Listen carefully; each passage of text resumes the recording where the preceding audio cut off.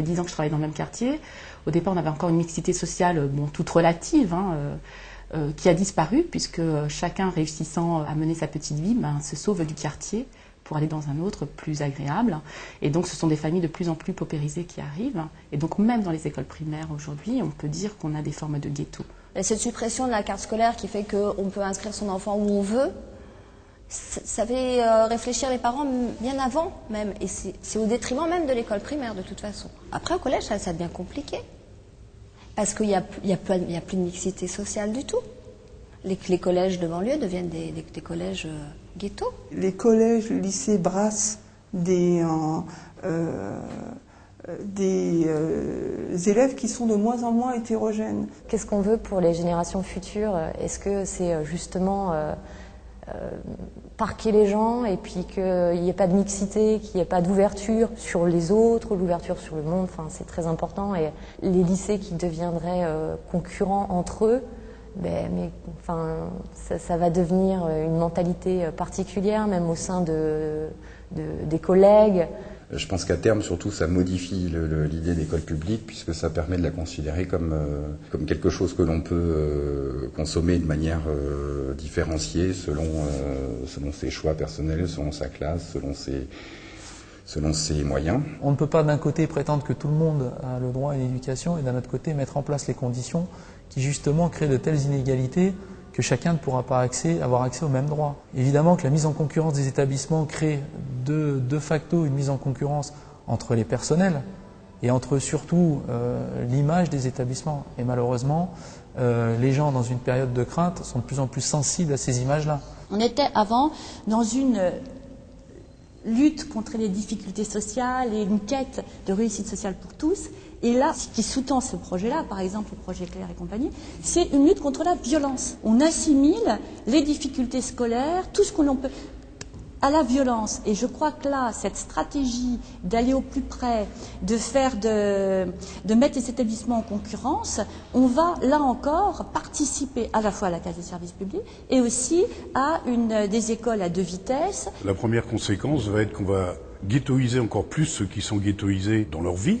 C'est-à-dire que les quartiers populaires vont aller dans des écoles populaires, les quartiers bourges vont aller dans des écoles bourges. Il est renforcé le rôle de l'école en ce qu'elle, reproduit la société existante sans jamais chercher à voir s'il y a de nouvelles compétences, s'il y a de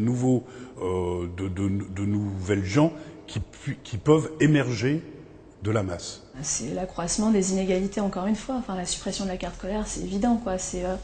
On va avoir encore davantage d'évictions. C'est choisir les établissements effectivement les plus dotés, qui sont plus en réussite pour laisser ensuite ces ghettoiser encore, je pense davantage, et stigmatiser d'autres établissements, et voilà, tout simplement. Et moi, je vois d'abord le risque c'est peut-être le risque ultime au bout de course, mais de la privatisation du service public d'éducation, que ça ne soit plus un service public. L'entrée des fonds privés, ça va générer des inégalités inadmissibles sur le territoire.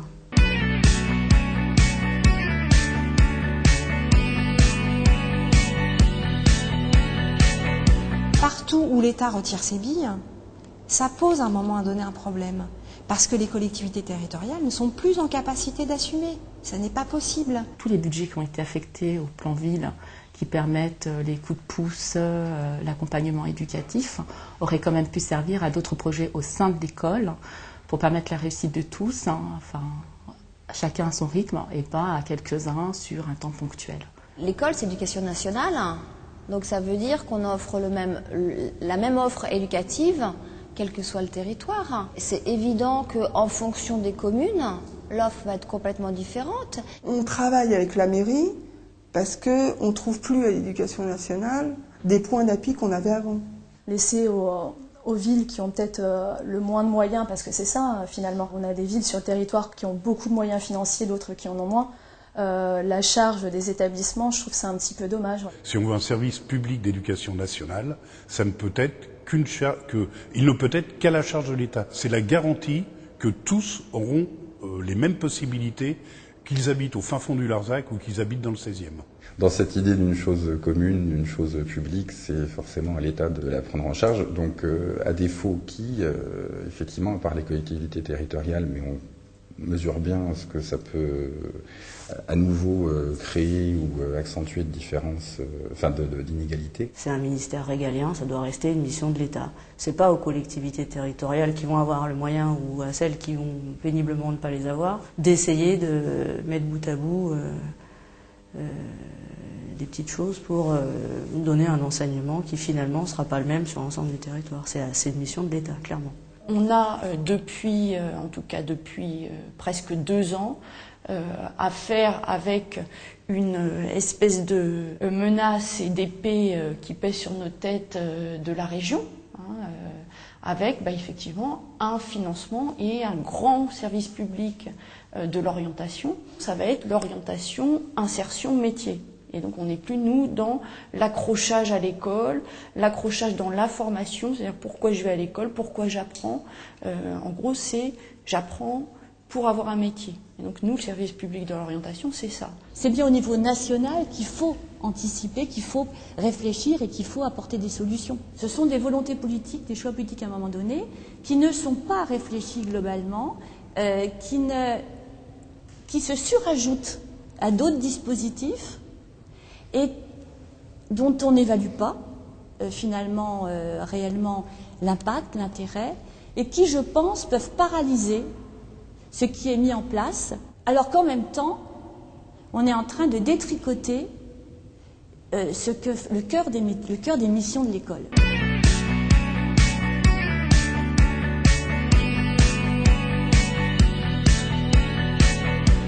Comment va s'exercer la hiérarchie sur des personnes qui sont communales et donc dépendantes au plus près du politique par rapport à nous qui sommes dépendants de l'État et donc normalement pas asservis aux politiques.